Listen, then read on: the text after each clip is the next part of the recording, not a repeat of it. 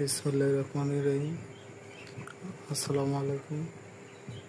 এই যে দেখুন, আমি খুব কম খরচে ফার্মি মোরগ পালনের জন্য নিজের বাসার মধ্যে জায়গা করে নিয়েছি। প্লাস্টিক নেট দিয়ে ঘরের ভিতর সুন্দর করে আমি ব্যবস্থা করেছি। যে আপনারাও চাইলে এভাবে মুরগি পালন করতে পারেন।